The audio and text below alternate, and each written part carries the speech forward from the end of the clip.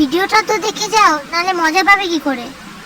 2000 years later. Hello guys, আমরা চলে গেছিলাম রথযাত্রা উপলক্ষে কিছু কেনাকাটা করতে। ফল, মিষ্টি, ফুল, ঠাকুর। রথটা আগের বছরই ছিল, তাই এই বছর আর নতুন করে কিনিনি। মেয়ে আমার এত ক্লান্ত হয়ে পড়েছিল যে ডাব নিয়ে বাড়িতে আসার সাথে সাথেই বসে পড়েছে। দুপুরবেলা চিনিমা যখন ঘুমাচ্ছিল তখনই আমি ওর রথটা রেডি করে ফেলেছিলাম।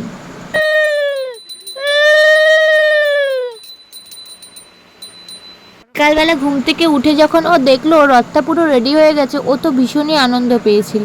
নিজের রথে নিজে কি সুন্দর ধূপকাঠি ঘুরিয়ে পুজো করছে, দেখেছো? পুজো কমপ্লিট হওয়ার পর এবার পালা রথ চালানোর। বাড়ির সবাই এক জায়গাতে একসাথে হয়ে রথ টানার মজাই আলাদা। সবাই কত খুশি, কারোর হাতে কাশি তো কারোর হাতে ঘন্টি। তিনি তো কিছুতেই রথের দড়ি টানবে না।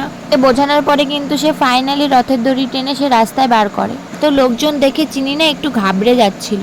পুচকুটাকে দেখো, পারে না, আর ওর মা ওকে রথের দড়ি টানিয়েই ছাড়বে। রথ টানার ভয়ে রথের দড়ি ছেড়ে যে মেয়ে পালিয়ে যাচ্ছিল সেই মেয়ের মুখে হাসি দেখো রথ টানার আনন্দে। পর আর কি, প্রতিদিন তো বেরোনো হয় না। আজকে রথযাত্রা উপলক্ষে চিনির জেঠু, জেঠি, দাদাভাই, আমি সবাই মিলে একসাথে একটু রথ নিয়ে বেরোলাম। আশপাশ দিয়ে ঘুরে সন্ধ্যের আগেই চলে আসলাম। এসে দেখি দাদার মেয়ে চলে এসেছে তার পিসির বাড়িতে রথ রাখতে। তিনিও গিয়ে তার মামা বাড়িতে তার রথটা রেখে এসছে।